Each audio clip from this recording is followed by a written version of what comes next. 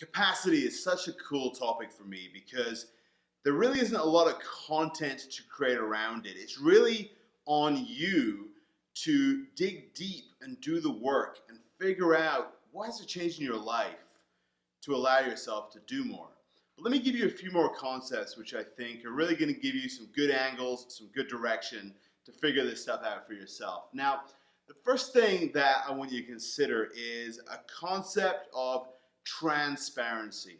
You see, oftentimes in life, especially when we are around people we don't know, or when we have pride, or when we have attachment to outcomes, it's very easy for us, isn't it, to become less transparent. We want to present ourselves as more successful, or more confident, or more put together than maybe we are. And I get why we do that. I did that for a long time, but there's a power in just being transparent. Just being fucking honest with where you are, what you want, what challenges you, what's going on for you. Let me give you a couple of examples. I truly believe that a high quality relationship, a marriage, or with your kids requires this level of transparency, especially marriage. You see, when a married couple don't fully communicate what's really, really, really going on for them and inside of them, they start to drift apart. They start to make assumptions about each other, and maybe you've done this. You start to make assumptions about where the other person's at, which probably in most cases are not accurate. And then we find ourselves trying to go down a road with a person, but they're actually on a totally different road because we didn't communicate transparently. So I want to challenge you to get yourself to a place where you take care of that confidence, that conviction, that connectedness, to a point where you can really start to be very authentically transparent with the important people in your life, with a fearless version of yourself, a version of yourself that really is fearless as to how they respond and how they react. And what you'll find, you'll actually be very surprised in most cases, when you lead with transparency, most other people will come back with transparency. And you'll naturally, easily, and effortlessly create high quality conversations that lead to better connection with other people and lead to clarity, direction, and results. So I want you to look at your life and figure out, where can you be more transparent right now? Next thing I want to cover with you is this idea, which is also very difficult for a lot of high performers, a lot of entrepreneurs, a lot of business guys. We have to be able to learn how to ask for help. And I'll be honest, for me, this was the hardest part for such a long time. I felt that when I asked for help, it was like admitting weakness. It was like failure. It was like it was as if I created this idea in my head that for me to ask for help, I had to be at a point where I just given up. I had to be at a point where I just couldn't push and struggle anymore. And what I realized was I'd gotten that idea from something that happened when I was a kid that really wasn't relevant to who I am today and what I want to do today. So I totally reframed it, and I want to have you look at this as well. What if you realized that asking for help wasn't a sign of weakness? Asking for help is simply what a person does when they have conviction about their mission. They will naturally recruit others to support them. You can't do it alone. If you've chosen a big enough, major, definite purpose, then you recognize that it's going to take a village to make it happen. So your power as a producer, your power as a man, is to literally recruit as many people to your side, to your back, to your cause as possible. In fact, every highly successful person in history, from Gandhi to Mother Teresa to Bill Gates, all were phenomenal at recruiting people to their mission, to transmitting their vision to others, which is also called asking for help. So practice, if this is hard for you, practice. Practice with the little things first. Get used to it. Break the habit, because that's all it is. Break the habit of waiting to that very last minute to ask for help. You'll find that you put yourself into momentum faster. You'll find that incredible things happen. You'll find that when you become open to help, help shows up.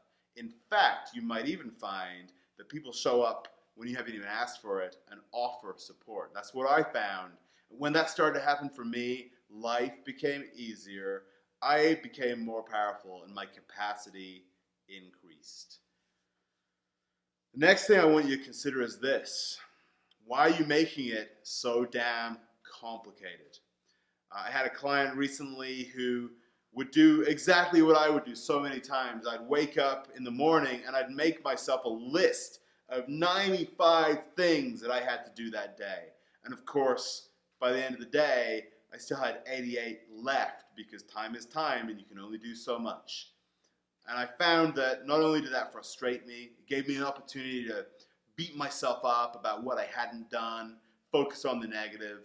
And also I found myself just in this mire, spinning my wheels day after day, week after week. So here's what has to change for you if you're like that. What I want you to do is figure out the night before 2, 3 maximum things which are the most important. The things that produce the revenue, the things that bring in new prospects or convert prospects to customers, conversations you have to have, strategy sessions, whatever it is for you. What are the 3 things tomorrow that if you did them would radically move you forward in your life, in your business, in your impact? And those are all you get to do. Because here's the thing, here's what I know. If you are a reliable, committed person, which I know you are, you'll do all the other stuff anyway. You'll find a place for that. So start your day, get up early, do your workout, whatever it is, do your meditation, get energized, get in state, and then spend 3 or 4 hours only focused on a couple of things that make the difference. Take a break, come back to all the other busy shit. Because if you start with that busy stuff, it will take over and expand, and you'll never get to the important things. So a major key to growing your capacity is to simplify. And in many ways, it will actually feel like doing less. That was the hardest thing for me as I went through this process. I was so used to feeling busy that when I was taking a step back to slow down and only do these little things that were important, I didn't feel busy anymore, and I felt like I was missing a trick. I felt like I was not doing what I needed to do. But of course, I stuck with it, and things started to change rapidly. So, transparency, asking for help, simplifying. What I want you to do after this video, actually let me get to that. We'll get to that right at the end. A couple more things that are so important if you want to increase your capacity, your ability to do more. Start to figure out how to get around people who are high performers. Start to figure out how to get around people who are doing and achieving incredible things with the same 24 hours in a day that you have. Start to hang out with them, go to dinner with them, join masterminds, go to events, get on the phone with them, whatever it is. Get around them and start to model what they do, and equally notice what they don't do. Notice how they see the world. Notice the differences between how you see the world and how they see the world. And if you can drop your ego, start to shift your beliefs to how they believe. Start to operate how they operate. And instantly, you'll start to create new habits and shed old habits that were holding you back so that you can move forward. The last thing I want to share with you when it comes to creating capacity is I like to work on time frames. And I've discovered that there's a magic time frame of between 30 and 45 days where I can commit to just about anything. In the past, I've done 6 months or a year, and I found that I'd get tired, I'd get fatigued. If I committed to a new habit or a project that lasted that long, I just ran out of steam. Equally, I find that shorter time frames, a week, 2 weeks, I can just blast through them and I still have more to do. But I find that if I set up a time frame of, let's say, 40 days, just like Jesus did, I can commit to a push. I can commit to working my ass off and really getting incredible amounts of things done for 40 days. As long as I know that there's a cap, there's an end date to it, and then I can take a break, do something different. I can be all in, committed, firing all cylinders for that time. So for you, consider that idea. And the time frame that you're able to commit to might be shorter, it might be longer, but figure out what it is for you and start to break your life into these sprints or these time frames where you achieve incredible things. I recently finished a program with some men. We made it go 90 days, and to be honest with you, I felt 90 days was too long. By about day 50, it was becoming a little bit of a death march. But I had these guys working on increasing their physical capacity, their health, their fitness, working on their meditation, their journaling, building their marriages and their relationships to be better than they'd ever been. And equally, learning more about their business and their impact and implementing. These guys were reporting back to me daily. We were graphing it out. We had data on it. It was incredible. And what each of these men discovered was powerful. You see, they discovered that their capacity when they pushed was bigger than they thought it was. In other words, they'd never pushed that hard for that long before. And when you stretch something, it doesn't always contract to where it was before. So even after this experience, these guys know and have normalized doing more. Their capacity is expanded and their lives have changed. So consider these things, and the last exercise for this section is simple. Where do you need to be more transparent today?